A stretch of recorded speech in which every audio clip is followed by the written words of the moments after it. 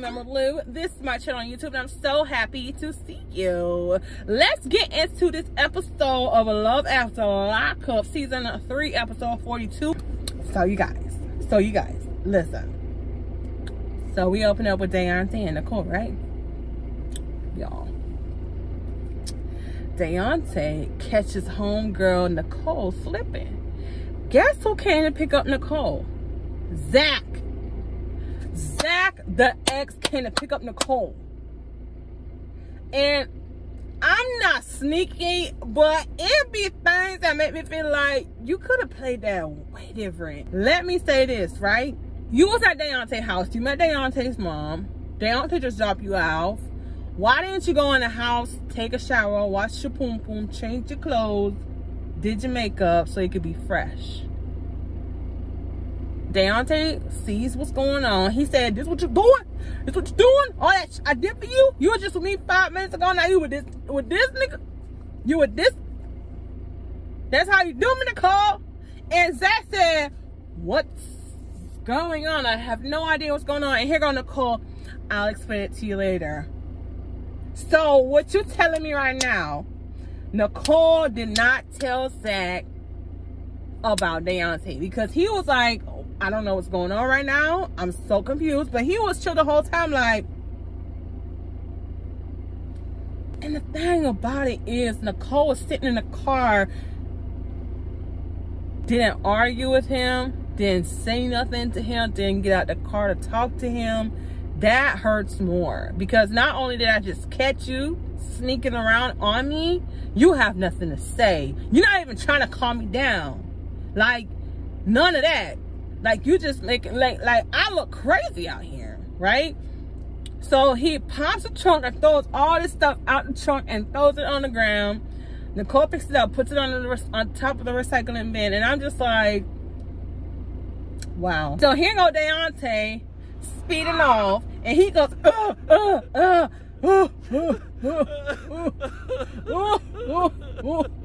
like, you gotta play it again. You gotta play it again. Because, and what pissed me off is Nicole's like, "It's about damn time he not let me walk all over him."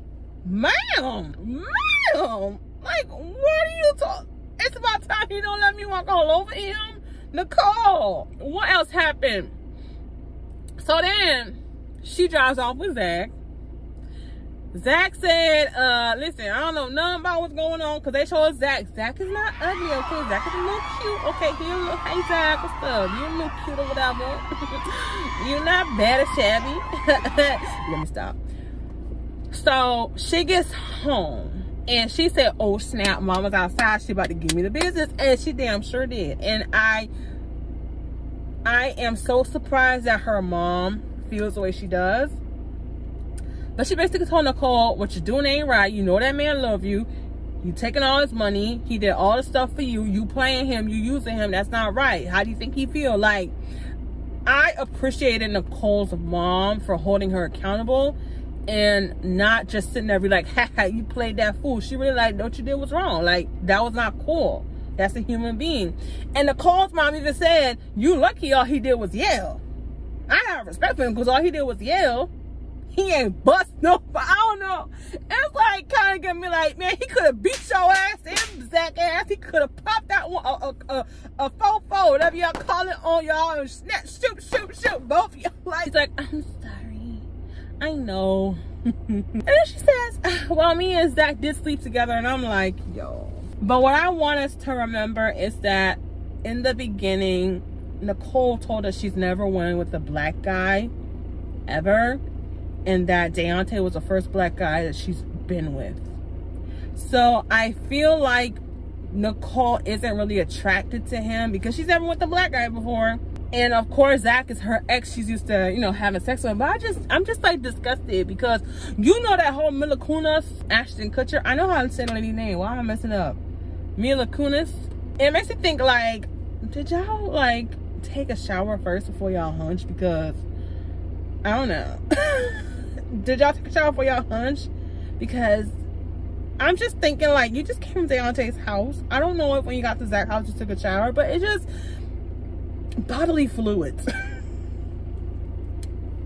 Stop. Her mom was like, I think her mom feels some type of way about Zach. I'm not sure, because she was like, you was with Zach. And she was like, last time I heard you was talking to Tia. And it's like, I'm so confused. I don't know what to do, because did she say I have love for, or I think she said I have a love for Deontay. I'm still in love with Zach or something like that. And she still has feelings for Tia. So it's like, and she said, oh, when I was in jail, it was so much easier because he didn't have a lot of options. But now I'm out of jail and I could be a hoochie mama, bust his pussy wide open whenever I want to. And I got all these motherfuckers that want me. But I don't think all of them want her, because remember, Tia didn't show up at the restaurant. I think Tia blew her off twice now.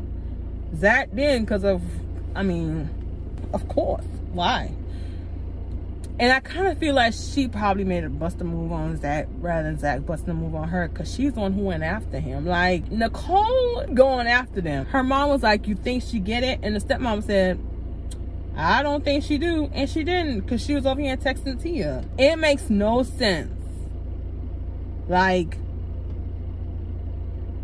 I don't even know how I feel. I don't know if I want to be mad at Deontay or not, or if I want to be mad at Nicole or not. But it just is like, if a girl, like her mama said, she was in jail for 4 years and she let you smash, and you think that's okay. She wants you to keep spending money on her. She talking to people in front of you. She, you know, not giving you what you want. Not saying that. She's like, and she was like, oh, Deontay's pressuring me for sex, but you busted wide open for Zach. Let's talk about Courtney and Josh. See, that's why you don't give yourself up for people, because see, now if I was Josh, I would be like, bitch, I didn't ask. Because Courtney basically tells us she's the one that went after Joshua. She's like, I saw Joshua and I thought we would understand one another, so I pursued him. So Joshua didn't make you lose your job, Courtney. You lost your job because you was wetting the puss for an inmate that works under you, or not even works under you, because he don't work with you. That you're supposed to be supervising. Joshua didn't come at you. You went to go holler. So if you trying to holler at him and you free puss, you think he gonna turn you down? And you're like, I gave up my job for you, Joshua. Well, excuse me, ma'am, but you knew you were a corrections officer when you tried to get at me. I didn't tell you. Is he supposed to pay for the fact that you decided to be a horny little trick? Because, excuse me, you thought he would understand you more? What do you mean? What is it about you and Josh? Because he felt alone in jail, because he was in jail for something that he did? She's like, he's making ramen noodles. She's like, oh, do you want to? I didn't know that's how people do it. I thought you walk up in the kitchen, you be like, baby, what you doing? What you doing? You know, let me touch upon your chest a little bit. Let me touch the back of your head a little bit. You know, I love you. You know, you so sexy, and I'm just so happy you in my life. You was a man. You was a manly man. Like, I don't know, like. So he's just like, oh, you want to fuck? And he's like, nah, not really. Let me tell you something. When your man turns you down, it be feeling like that hurt. Like, nigga, you don't want to fuck? What do you mean you don't want to fuck? She's like, because he might touch me. Like, we ain't like, I think he has 2 days left at this point, right? So they basically start, you know, talking about like how you ain't. And he's like, I just don't feel like it. And then that's when he tells us that he was in confinement basically the whole time he was there. So he was in a cell by himself. Nobody was around him. He didn't have to fight with nobody about nothing. He didn't have to argue with nobody about nothing. He was in his own space. So that's why, because he was in jail for such a long time by himself, sometimes he just wants to be by himself. So that's probably why he plays video games by himself, right? But it's just the fact that, okay, you can have your moments by yourself, but I mean, hello, I'm your wife. You're not going to touch my body, put me on the floor, wrestle me around, play with me some more, touch my body, let me get on my bed. I just want to make you feel like you never did. No. And he's like, there you go, catching the attitude. Men are just jerks. Like, men are jerks, period. Like, it don't matter what color they are. That whole, oh, now you want to catch attitude? Yes, because I'm upset. What am I supposed to do? I can't fight you. I can't do anything. All I could do is catch an attitude and pout my lips and sit in the corner. Like, you're not understanding me. You know, when he was like, later, she's like, you always say later, and then we never get to it. And he's like, oh, I mean, okay. Like, I don't know. He's not with it. He's not with it. So are they gonna stay together? Who knows? Jeff and Anissa. We found out about Jeff having an 18-year-old child. I don't know why he would think it'll be a problem with Anissa, because he started talking to Anissa 11 years ago. So that means the child was already present. I don't know why that would be an issue. It would be an issue if the child was created while him and Anissa were supposed to be talking. But if the child was created after, I mean, not after, if the child was created before, I don't think she should be upset or would be upset, because this happened way before me, and he's grown. He's 18. So it's not a child that we have to care for or anything. It's a child that you have to go fix your relationship with them and be there for him and around him and be a good father. But it has nothing to do with me. He's grown. I'm just like, hey, what's up? How you doing? Okay, all right. I don't have to raise him. He's raised already. Like, Anissa shows up with her friend, and he basically said, I always wear designer things, you know. I always wear designer. And his plan is, thank God, first he wants to fix his teeth. Then he wants to get him a motorcycle. Not a motorcycle, but a motorcycle. And then the last thing he wants to get is some Gucci pants. But at least he wants to get a job. At least he wants to get a job. So I'm happy that Jeff wants to get a job, because he said all he does, he wakes up, make coffee, goes and lift weights with the rocks outside. Then he goes inside. No, then he mows the lawn. Then he goes inside to eat. Then he comes back outside and works out. So he's bored. He's bored. He's really not much doing anything. So, you know, he wants a job. Not much with them two this episode. It's just the whole thing about him having an 18-year-old son. And that's about it. Stan and Lisa, right? So Lisa, because at first I was like, don't tell me you call it Stan after he tried you twice, ma'am. But we're about to find out that she's paroled to Stan's house. Her probation officer said, okay, I understand y'all got into an argument, you're in a hotel, but you need to take your ass back to his house. Running out of money, and she'll have a place to stay. So now I see why she called him. She has got to kiss and lick his bunda, because she has no other choice. So she just turned around, she said fuck it. So she called him and she's like, yeah, we're gonna make it work, you know. And he's like, you want to come to the house? It's like, duh, she has no choice. It's like, yeah, I'll go to the house, we can talk about this and see what we can do. We can start all over with that. And talk about, oh, I do want to be with Lisa and I don't want to make this work. And I'm like, but you're a jackass. You're a jackass. You're an entitled old man. That's a jackass. So they drive over to his house, and they go to the house, and they are having steak, asparagus, and potatoes. She said she didn't cook in prison. Other people cook for her. I guess the inmates make food. I don't know.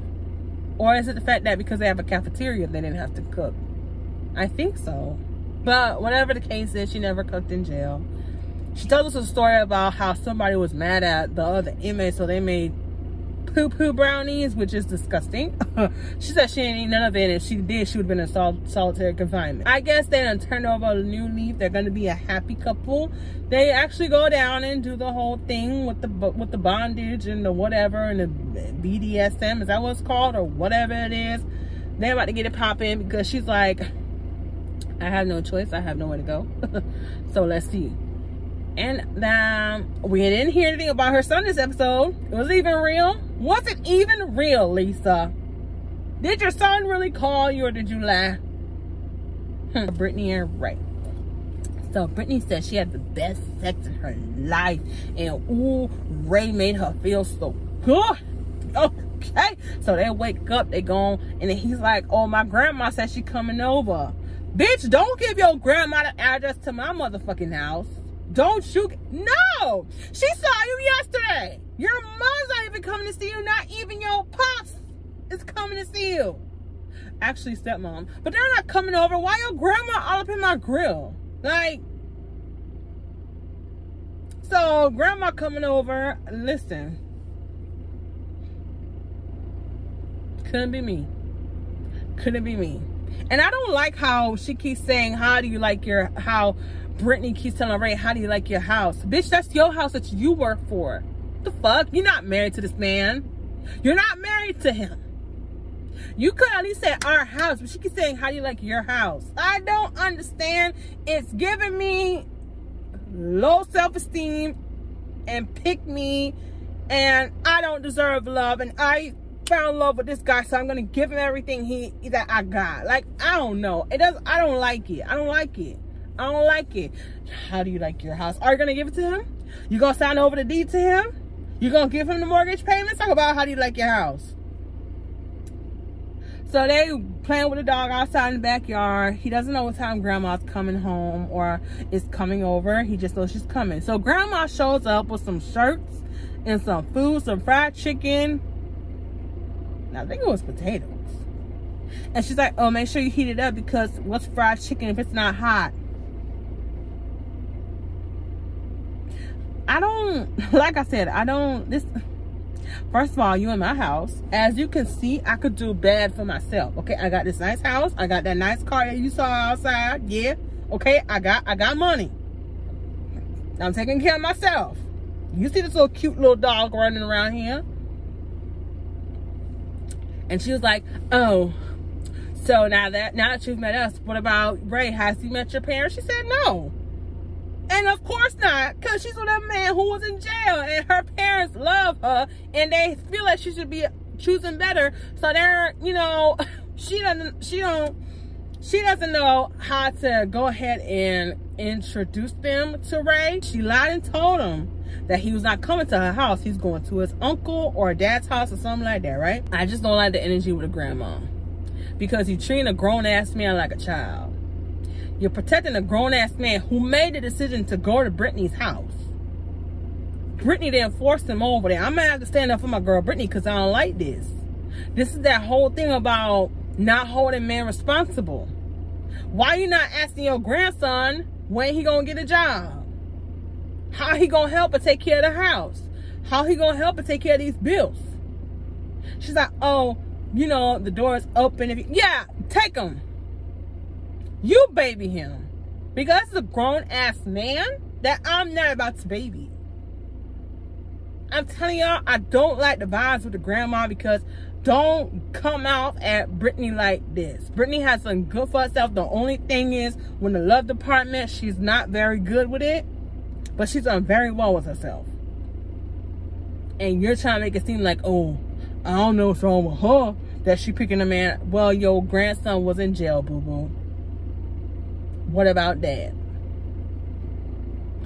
Anyways, because that, like, I don't know why I feel so irritated about it, but it was just like, not you coming for Brittany. Like, take him. Put your address on his parole. Because stop babying these motherfuckers. Like, stop it. So then we get back to Doug.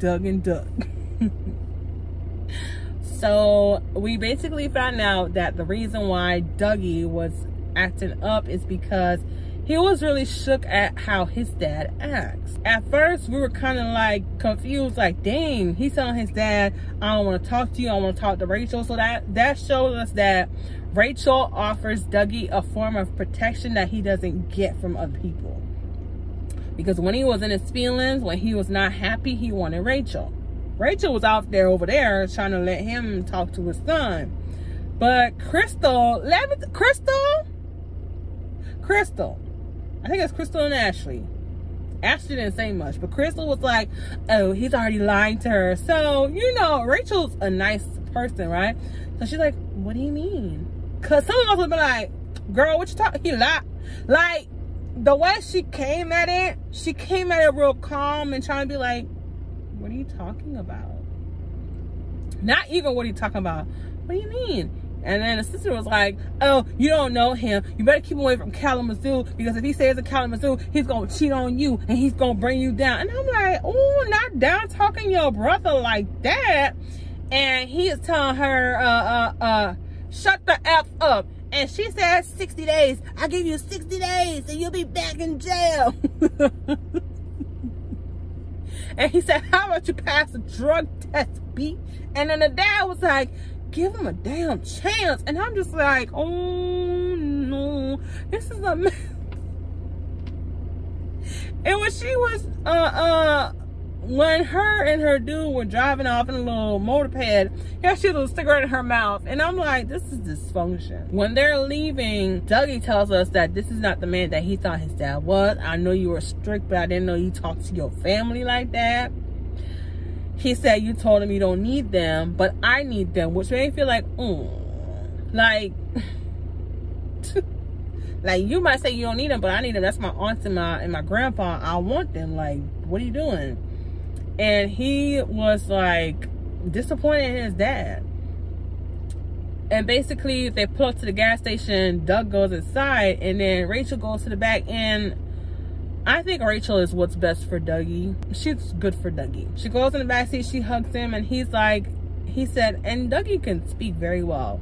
He said he's not what I anticipated him to be. And Rachel said, you and me both. Like, I think both of them were so shook at how he was acting.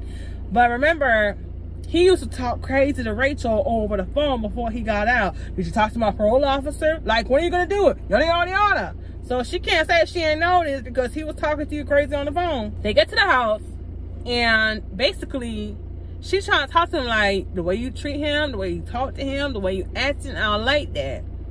And he said, well, that's just the way I am, and I'm not gonna baby him, and he needs to be tough. And if I was to get in somebody's conversation, but at the same time, Doug, no, I didn't like the way he talked to his aunt. But she was saying, I'm gonna show him the letters, and he kind of felt like, no, don't do it. Don't show my dad these letters, please. Right? So it kind of had to do with him, the conversation. And then you were like, oh, show me the letters. He's like, no, I don't want you to see the letters. So it wasn't him interrupting the conversation, because he really wasn't, because he was like, stop arguing. He started crying because he was overwhelmed. But I don't know what he wants him to be, because then we see him saying that, oh, I didn't get enough attention. Like, I got love, but I didn't get attention as a child, and I wasn't watched. So if you're a broken person and you had your issues, why do you want Dougie to have issues? Like, what's the problem? Why not turn it down, because this is your son that you should want to protect and be there for, and not make him feel how you felt as a child? I don't get it. And Rachel had no choice but to give him some sort of ultimatum, like, if we don't go to counseling, if communication's not fixed, then you're going to get out. Because she has to, in a sense, she feels she has to protect Dougie, because nobody else will protect him. Like, if she's not there, they're going to let him out and let them go out to the dogs, right? And he said, who are you talking to? She said, this conversation is done. I was like, ooh. But I don't like them little faces Rachel be making. Stop. Why are you doing that? Well, stop doing that with your lips. Stop doing that with your eyes. Why are you making that face, Rachel? You're creeping me out. So that was my review for Love After Lockup Season 3, Episode 42, Walk of Shame. Please let me know what you thought about this video here and this show. Like, are you seeing where I'm coming from with these people? Let me know. Please don't forget to like, comment, subscribe, and come back for more. And I will see you next time. Emerald Louu, and I'm out.